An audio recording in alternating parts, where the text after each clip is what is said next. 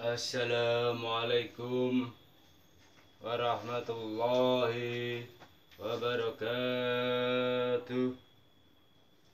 A'udzu billahi minasy syaithanir rajim.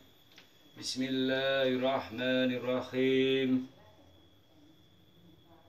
Alhamdulillahilladzi hadana lihadah wa ma kunna linahtadiya laula an hadanallah.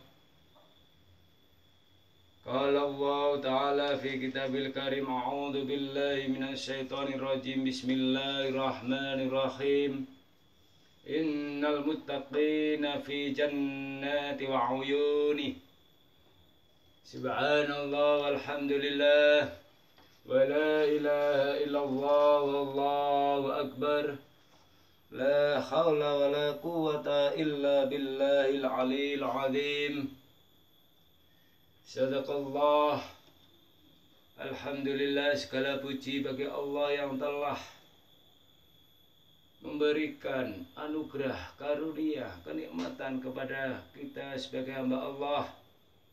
Kenikmatan iman, Islam dan ihsan, kenikmatan kesehatan lahir dan batin. Subhanallah, alhamdulillah. Salawat dan salam mudah-mudahan tetap tercurahkan, terjunjungkan, terabadikan kepada baginda Rasulullah sallallahu alaihi wasallam, Kanjeng Nabi Muhammad sallallahu alaihi wasallam, yang telah kita harap-harapkan nantinya syafaatnya ila yaumil qiyamah. Di episode sebelumnya, motivasi hidup dan kajian kehidupan, kita belajar dan menelaah bersama di dalam kitab Durratun Nasihin terkait ada 8 tindakan dan sikap orang yang khauf, orang yang takut kepada Allah, orang yang takut akan siksa Allah, orang yang ingin ridhonya Allah. Di sini kita belajar menelaah bareng dalam kitab Durratun Nasihin. Allah telah berfirman ketika Allah Subhanahu wa taala menceritakan orang-orang yang bertakwa.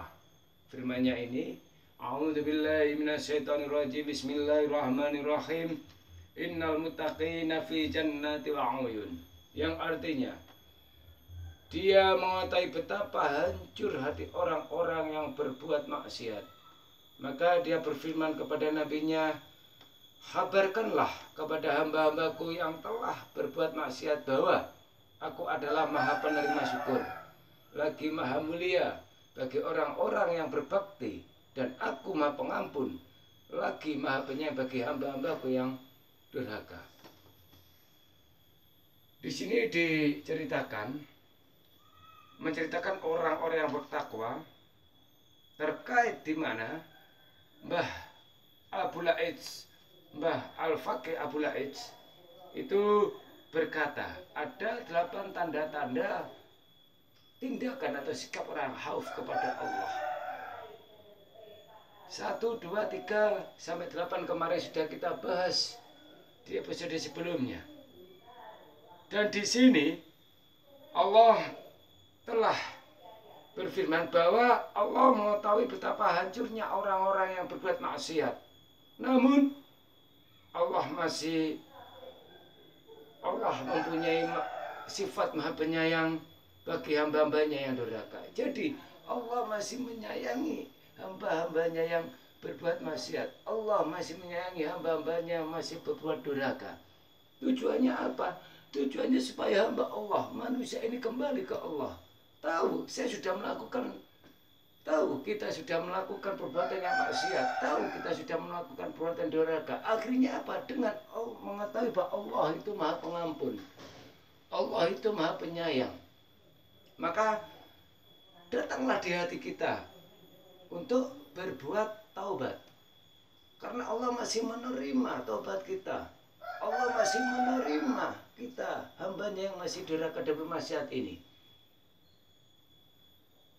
Dengan ini, maka kita sebagai hamba Allah haruslah kita introspeksi diri, haruslah kita muhasabah betapa sifat penyayangnya Allah, betapa sifat pengampunan Allah.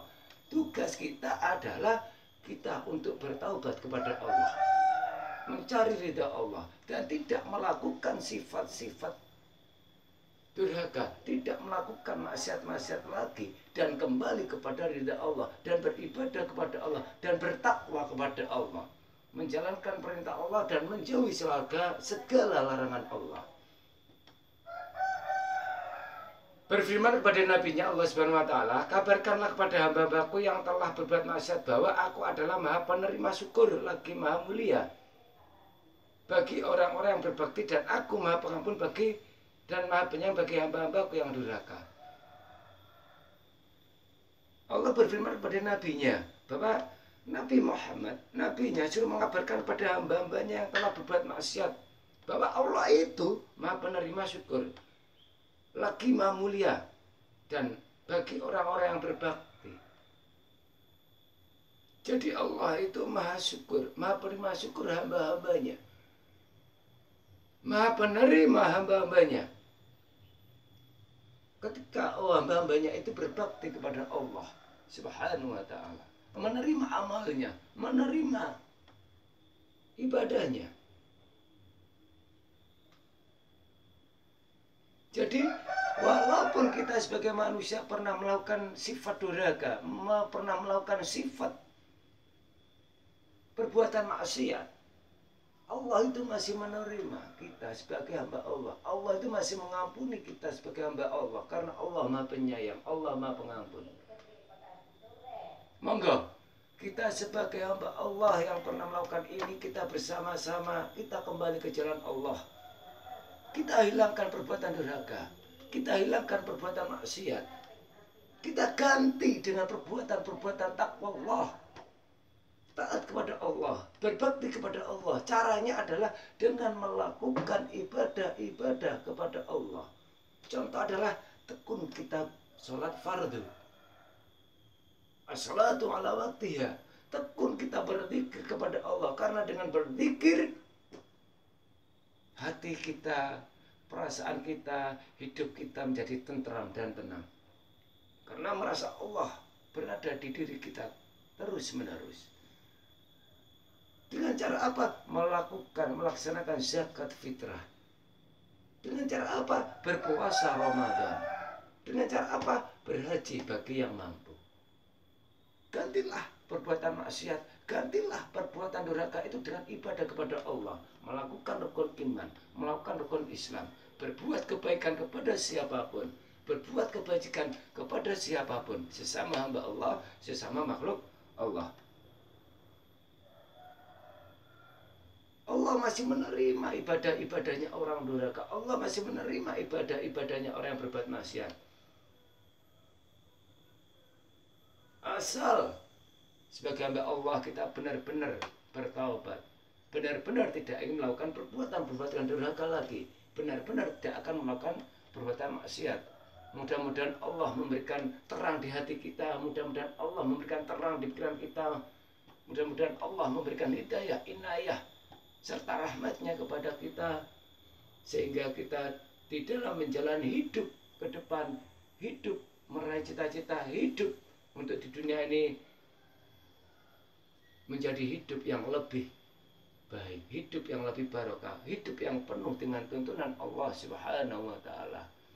Wala ala bisawab, ihdinas siratal mustaqim. Wassalamualaikum warahmatullahi wabarakatuh.